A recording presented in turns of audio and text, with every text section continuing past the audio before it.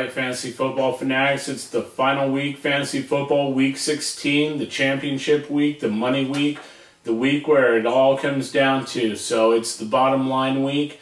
Merry Christmas. This is your Better Late Than Never edition. Sorry about the late post here, but we'll get right to it. Recap of Week 15. Matt Schaub, over 300 yards, 2 touchdowns. Unbelievably, Rex Grossman did what McNabb hasn't been able to do, except for once this season. That's throw more than 1 touchdown. As a matter of fact, he threw 4 and 322 yards. So if anybody had the nerve to pick him up off the waiver wire for a bye week filler, that definitely helped in a critical fantasy football week. Kidna, 2 touchdowns, over 300 yards. Phillip Rivers, almost 300 yards, but 3 touchdowns. Pretty nice. All the Vincent Jackson there. And Eli Manning, 289 yards, 4 touchdowns. He really blew it up last week. Ray Rice went off, 153 yards rushing, a rushing touchdown, another receiving touchdown. He was fantasy gold last week. Cedric Benson, 150 yards and a touchdown. And then we had Jonathan Stewart went 137 yards, no touchdown, but 5.1 yards per carry, not too shabby. Michael Vick was the number 5 rusher for the week in the NFL last week, 130 yards and a touchdown, averaging 13 yards per carry. It's just insane. Donald Brown actually 129 yards and a touchdown, so he looked pretty good last week. As far as receivers are concerned, Megatron led the pack, 152 yards, no touchdowns, but 15.2 yards per reception. That's not too shabby there. Jason Witten went off, 140 yards on 10 receptions and a touchdown. Kenny Britt, 128 yards, no touch, but, you know, it is what it is. Mario Manningham, 113 yards, 2 touchdowns, and V-Jax, 112 yards and 3 touchdowns. So they all look pretty solid. There were some injuries last week. Just to kind of go over some of the big ones, Roddy White is questionable. I believe he will play. He talked a lot of smack this week, so I'd expect him to be in there Monday night against the Saints. Derek Mason is probable. Todd Heap, not surprisingly, is questionable for the Ravens there. Earl Bennett is probable for the Bears. Chad Ochocinco is very questionable, and his boy Terrell Owens is on IR, so his season is over. Hopefully you weren't counting on him to win. Peyton Hillis is probable. Don't expect a lot out of him this week against that tough Ravens D. He pretty much got shut down last week. Quarterback Kyle Orton is questionable. Running back Noshawn Moreno is questionable. And kicker Matt Prater was placed on the injured reserve this week. Sean Hill is questionable, but will probably start over there in Detroit. They're really bad at the quarterback position. Matthew Stafford wound up finally going on the injured reserve. Drew Stanton is very questionable this week, so it looks like Sean Hill will be forced into action. I wouldn't count on him too much. Calvin Johnson is going to be probable. Aaron Rodgers is probable after being off a week from that concussion. Arian Foster is probable. Andre Johnson is very questionable, and he's a big one to watch this week. A lot of you fantasy owners probably have him in your lineup. Keep an eye on him. He's going to be a game-time decision. Mike Hart is out this week. Joseph Adai is still very questionable. Wouldn't expect a lot from him. Brett Favre, the old man, looks pretty much done for the season. Joe Webb in there in Minnesota. That's really going to affect the value of Percy Harvin and Sidney Rice. Also, Adrian Peterson, questionable again this week. And maybe Toby Gerhart. That's going to be another game-time decision there. Maurice Jones-Drew, very doubtful this week. That's a tough one for fantasy owners this late in the season. And then also we have Mario Manningham. He's looking probable. Santonio Holmes is probable. David Thomas for the Saints is out, so don't be counting on him this week.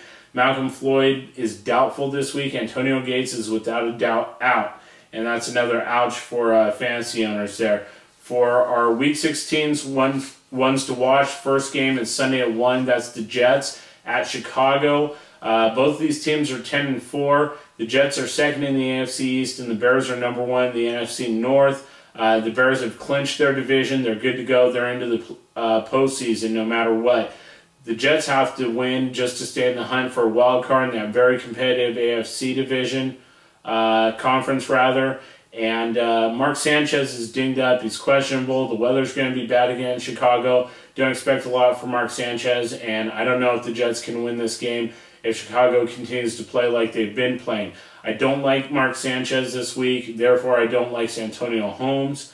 I do like Jay Cutler as a Tier 2 type quarterback if you have him second behind someone like Peyton Manning, Tom Brady, one of those Tier 1 guys, Phillip Rivers, play that guy. But if not, Cutler might be an alright start even against that tough Jets defense.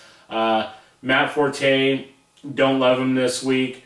Second game, Indianapolis at Oakland. This is Sunday at 4:05.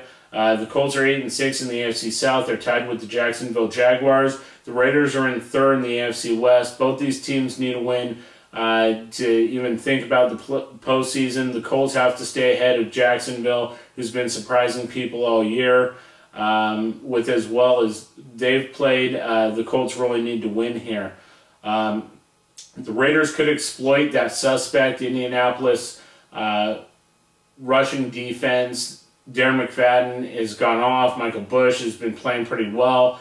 The Colts could really give it up to the running game this time, and if they do, they will lose this game. But the other side of that coin is that Peyton Manning's passing game could really exploit the Raiders' secondary, so this should be a good game to watch. I like Pierre Garçon this week. I like Jacob Tamme. I like Michael Bush this week, but I don't really like Jason Campbell. Don't expect too much from him. Third game here is San Francisco at St. Louis. This is Sunday at 4:05. 49ers still in the hunt for the postseason at 5-9 in third place in that very weak NFC West division. The Rams are 6-8. They have the same record there as Seattle. So they could very well make the playoffs. Steven Jackson could have a tough day against that tough Niners rush defense. And also this Rams defense has played really well this season. They're very underrated. So I wouldn't look for a whole lot out of San Francisco's offense. As far as Westbrook's concerned, I don't really love him. I do like Vernon Davis more as a Tier 2 this week. Sam Bradford, I don't love him this week. Steven Jackson, can't really love him against that tough Niners defense. But if that's one of your top 2 running backs, I'd say go with him and hope for the best. Fourth game is New Orleans at Atlanta. A very hyped Monday night game, obviously. These two AFC South teams, Saints 10-4. The Falcons leading at 12-2. They've already locked up postseason berth at a minimum as a wild card team. So they're still playing for, there's still more to play for, so expect them to come out guns blazing. And the same with the Saints. They really want to make it in the postseason. They have to win this game really to do it. The AFC is very competitive over there. Matt Ryan is 19-1 at home. This is a big storyline. Everybody's aware of that. They're probably going to try to use Michael Turner to beat the Saints, much like Baltimore did in that shocker last week. It's going to be an interesting game, and hopefully there's some big fantasy numbers that come out of this. I like Marcus Colston. He has 5 touchdowns in Monday night games. Reggie Bush, don't really love him this week. Don't know how effective he'll be. Michael Turner will probably have a pretty pedestrian day, but I expect him to get at least 60 to 70 yards and a touchdown out of this. Roddy White's questionable right now, but I would expect him to play. So that'll pretty much do it. Come back. See us for part 2.